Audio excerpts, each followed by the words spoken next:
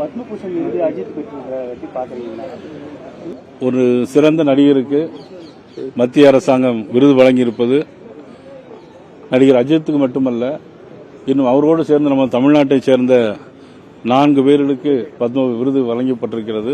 தப்பட்டை, நமது கிராம கலைகள், இதற்கெல்லாம் மத்திய அரசினுடைய விருது வழங்கியிருக்கிறது.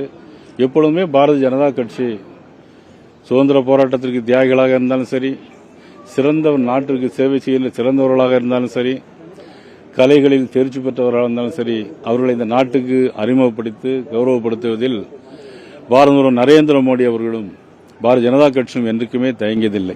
7வது முறையா திமுக ஆட்சியில் வரும்போது நேற்று ஸ்டாலின் சட்டப்பேரவையில் சொன்னார். 2.1 தான் பாத்தீங்க, 2.2 வந்து வரப்போகுது. நல்ல கேள்வியை கேட்டிருக்கீங்க. காலையில் அம்பாளுடைய அனுகிரகத்தில் சொல்றேன், காஞ்சி காமாட்சி அம்மன் அருளாலே திமுக ஆட்சி விரைவில் அகற்றப்படும். இந்த கள்ளக்குறிச்சியில மதுபான விருந்து வந்து இளைஞர்கள் கூட்டத்தில் மதுபான விருந்து இதுக்கு எங்களுக்கும் சம்பந்தம் இல்லைன்னு சொல்லி அந்த இளைஞர்கள் நிர்வாகி சொல்லியிருக்காங்க. அதுதான் திராவிட மாடல் ஆட்சி. நாங்க தேர்தல் பணிகளை ஆரம்பித்து வெகு நாட்கள் ஆயிடுச்சுன்னு சொல்லிட்டு ஸ்டாலின் சொல்லியிருக்காரு. நீங்க பணிகளை ஆரம்பிச்சு எவ்வளவு நாள் ஆயிடுச்சு?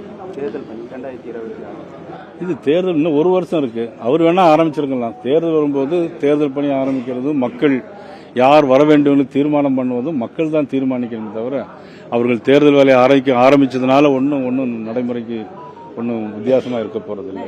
தமிழக வெற்றி கழகத்தோட கூட்டணி வந்து பேச்சுவார்த்தை நடைபெறுது பாஜக அப்படிங்கிற மாதிரி ஒரு அரசியல்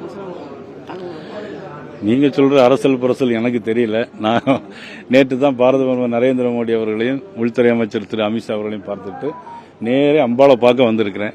இப்போ உங்களை பார்க்கிறேன். நாளைக்கு கோட்டையில நம்ம எல்லாரும் பார்ப்போம்.